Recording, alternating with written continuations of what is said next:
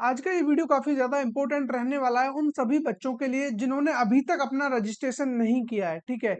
और कुछ बच्चे ऐसे हैं इवन जो रजिस्ट्रेशन कर चुके हैं फिर भी उनका रजिस्ट्रेशन यहाँ पे रिजेक्ट हो जा रहा है या फिर वो यहाँ पे फॉर्म फिल नहीं कर पा रहे हैं क्योंकि उनके पास कैटेगरी सर्टिफिकेट नहीं है। अब जो जनरल कैटेगरी वाले बच्चे हैं उनको तो खास तौर से यहाँ पे कोई भी ऐसा नुकसान नहीं है क्योंकि उनको वहाँ पे कोई भी कैटेगरी को क्लेम नहीं करना होता है और ना ही इसके लिए उनके पास कोई सर्टिफिकेट का होना ज़रूरी है। ठीक है, प्रॉब्लम उन बच्चों को है जो ओबीसी कैटेगरी में आ रहे हैं और ईडब्ल्यूएस कैटेगरी में आ रहे हैं, ठीक है। एससी एसटी वाले बच्चों के पास ऑलरेडी उनका डॉक्यूमेंट्स काफी बच्चों के पास तो पहले से है और आपके पास यानी कि नहीं भी है या फिर आपके पास बहुत पुराना है तो वो सभी डॉक्यूमेंट्स यहाँ पे लग जाते हैं।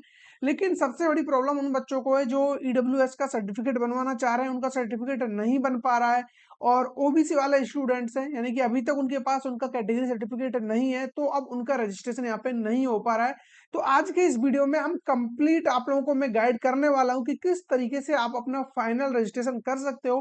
क्योंकि अभी हम बात करें यदि डेटा की तो देखिए आप लोगों का अभी जो प्रीवियस ईयर का डेटा था लगभग 14 लाख बच्चों ने फॉर्म फिल किया था और अभी हम बात करें उन 14 लाख का जो डेटा है वो इस साल थोड़ा सा और इंक्रीज होने की बजाय अभी मात्र 5 लाख बच्चों के समथिंग स्टूडेंट्स ने यहाँ पे अभी अपना जो भी एप्लीकेशन फॉर्म है वो फिल किया है।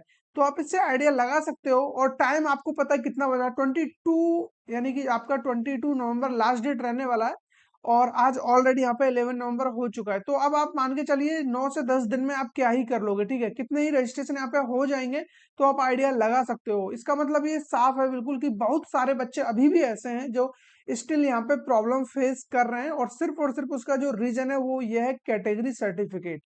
ठीक है, अब इसका रिजोल्यूशन की हम बात कर लेंगे लेकिन आप सबसे मेन मुद्दा ये कि एनटीए ने ऐसा किया क्यों और एनटीए अपने इस बात से मुकर क्यों नहीं रहा या फिर इस क्राइटेरिया को वो हटा क्यों नहीं देता।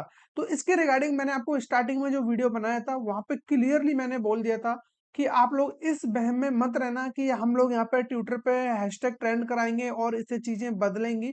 ऐसा कुछ नहीं होने वाला है। एनटीए ने सोच समझ कर ये डिसीजन लिया है और वो इस डिसीजन से पीछे नहीं हटेगा क्योंकि आप लोग ये प्रॉब्लम देख रहे हो कि आपके पास सर्टिफिकेट नहीं है तो आप क्या करोगे, लेकिन वो अपने सारे प्रॉब्लम्स देखता है जो बाद में क्रिएट होते हैं।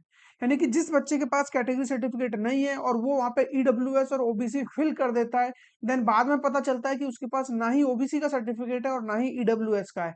लेकिन उस टाइम तक जो सबसे ज्यादा प्रॉब्लम आता है वो ये है कि उस टाइम तक आप लोगों का जेई मेंस का रिजल्ट आ चुका होगा और जो रिजल्ट आता है वो कैटेगरी के बेस पे आता है, यानी कि जो कट ऑफ आती है वो कैटेगरी के बेस पे आती है। और सपोज करिए आपने ओबीसी या ईडब्ल्यूएस के बेस पे अपना कट ऑफ क्लियर करा लिया लेकिन बाद में आपके पास अब रिजल्ट नहीं है तो आपको वहां पे जनरल कैंडिडेट कंसीडर कर दिया जाएगा, कोई इश्यू नहीं है। लेकिन उस बच्चे को प्रॉब्लम हो जाएगा जो आपकी कैटेगरी यानी कि जो आपने कैटेगरी यहाँ पे डाला हुआ है इसकी वजह से वो कट ऑफ में नहीं आ पाया। तो यहाँ पे बहुत बड़ा प्रॉब्लम हो जाता है उन बच्चों के लिए। तो ये गलती कम से कम हो बिल्कुल मिनिमाइज करने के लिए उन्होंने इस बार इसको कंपलसरी कर दिया है कि आपको अपना कैटेगरी सर्टिफिकेट देना होगा, आप जिस भी कैटेगरी में आ रहे हो। लेकिन आप इस पॉइंट को इतना सीरियस मत लीजिए कि आपको यानी कि पता नहीं जैसे तो क्या ही यहाँ पे मांग लिया हो। देखिए एकदम सिंपल प्रोसेस है, आपके पास जो भी सर्टिफिकेट हो चाहे वो कितना भी पुराना हो, चाहे 1 साल 2 साल 5 साल कभी भी आपने बनवाया हो किसी भी पर्पज से, आपको पता है सेंट्रल लेवल का लगता है लेकिन आपके पास स्टेट गवर्नमेंट का है तो वो भी आप यहाँ पे लगा करके अभी अपना जो ये रजिस्ट्रेशन प्रोसेस है इसको कंप्लीट कर लीजिए, ये सबसे ज्यादा इंपॉर्टेंट है। ठीक है, इस फेज से निकलना सबसे इंपॉर्टेंट है क्योंकि इसके चलते हुए न जाने आप कितना कीमती टाइम यहाँ पे दे रहे हो। हर रोज यहाँ पे कुछ नए अपडेट के लिए आते हो, एनटीए की वेबसाइट पर जाके देखते हो, न जाने कितने वीडियोस आप लोग देख रहे हो कि यहाँ पे कुछ ऐसा अपडेट मिले ताकि हमें कैटेगरी सर्टिफिकेट के फेवर में कुछ मिले और ताकि हमें थोड़ी सी रात यहाँ पे देखने को मिले।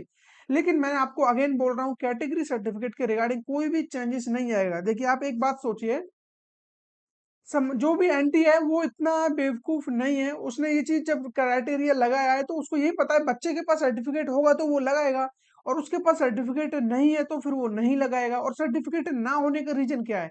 देखिए आप सिर्फ एक रीजन दे सकते हो कि हमें टाइम कम दिया गया। ठीक है, टाइम कम मिला है ये बोल सकते हो क्योंकि नोटिस बहुत पहले नहीं आया था, लेकिन उसका सॉल्यूशन है और प्रॉपर सॉल्यूशन ये है कि आप लोग अभी भी अप्लाई करते हो तो आपका 8 से 10 दिन में जो भी कैटेगरी सर्टिफिकेट है वो बन के आ जाता है। इन केस मैं मान रहा हूँ कि वो नहीं बनकर आता है तो एटलीस्ट जहां भी आप अप्लाई करा रहे हो तो आपको वहां से एक स्लिप मिलती है जो भी उसका एक प्रिंट आउट होता है, वहां पे आपका एनरोलमेंट नंबर मिलता है। तो जो रजिस्ट्रेशन नंबर आपसे मांगा गया है एटलीस्ट वहां पे अपना एनरोलमेंट आप वहां पे डाल सकते हो, उससे भी आपका काम हो जाएगा। ठीक है। मोरल ऑफ द स्टोरी ये है कि आपका फिलहाल रजिस्ट्रेशन होना कंपलसरी है। रजिस्ट्रेशन हो जाएगा, आपको कैटेगरी के अकॉर्डिंग आपका जो भी कट ऑफ है वो आ जाएगा, देन बाद में आप आराम से उसको बनवाते रहना, कोई दिक्कत आपको नहीं आने वाली है। ठीक है। लेकिन इसके चलते हुए इतना टाइम वेस्ट कर रहे हो, एनटीए के लिए आप भरोसा कर रहे हो कि हाँ कुछ चेंजेस आएंगे, क्राइटेरिया हटेगा या फिर और थोड़ा टाइम मिलेगा, तो ये सब चीजें नहीं होने वाली। मैं आपको क्लियर कट बता देता हूँ, जो सॉल्यूशन है एकदम सिंपल रखो। अगर देखो आप जनरल कैंडिडेट हो, आपको लगता है कि मेरा ईडब्ल्यूएस नहीं बन पाएगा, तो आप फिर फालतू में परेशान होने की जरूरत ही नहीं है, अपना फॉर्म फिलअप कीजिए और आगे बढ़ जाइए। और ऐसा नहीं है कि बहुत बच्चों से आपने सुना होगा कि इसमें फर्स्ट कम फर्स्ट सर्विस होता है, कि जो बच्चा पहले अप्लाई करता है तो उसकी फर्स्ट चॉइस की प्रेफरेंस ज्यादा हो जाती है। ऐसा कुछ भी नहीं है, आप अप्लाई कभी भी करिए, लेकिन आप ये समझ के चलिए जितना आप डिले करोगे, जो वेबसाइट है वो उतना ज्यादा बिजी होता जाएगा, और बिजी होने से ये है कि सर्वर क्रैश होता रहता है और आपको कहीं ना कहीं प्रॉब्लम आ रही होगी रजिस्ट्रेशन करने में फिर। ठीक है। आप लोग इस चीज से जल्दी, जितना जल्दी से छुटकारा पा जाओगे उतना जल्दी सही रहोगे, ताकि आप कंसंट्रेट होकर के अपनी पढ़ाई कर सको। वो सबसे ज्यादा इंपॉर्टेंट है, क्योंकि इस बार जो ये चीजें निकाली हुई है, ये लगभग आप मान के चलिए 15 से 20 दिन से तो बहुत ज्यादा सर दर्द बना हुआ है। हर एक जो भी स्टूडेंट्स है या टीचर फैकल्टी जो भी इंडस्ट्री से जुड़ा हुआ है, हर एक के लिए ये सर दर्द बना हुआ है, और वो कहीं ना कहीं ब्लेम करता है कि एनटीए कुछ करेगा करेगा। लेकिन अब आप समझ चुके होंगे कि एनटीए इसमें कुछ नहीं करेगा, जो कुछ करना है आपको ही करना है। सिंपल फॉर्मेट रखो, जो भी सर्टिफिकेट है वो डाल दीजिए। सर हाँ, एक प्रॉब्लम ये भी आ रहा है, नेम के रिगार्डिंग बच्चों के प्रॉब्लम्स हैं, उसकी वजह से वो नहीं फिल कर पा रहे हैं। तो आप अपना जो भी आधार है उसको अपडेट करा लीजिए, आधार में जो भी नेम है उसको वही नेम रखे जो आपकी 10th की मार्कशीट में है। ठीक है, उसी से आप उसको प्रायोरिटी दोगे, तो देन आपका जो वो प्रॉब्लम है सॉल्व हो जाएगा, कोई इश्यू नहीं आएगा। ठीक है।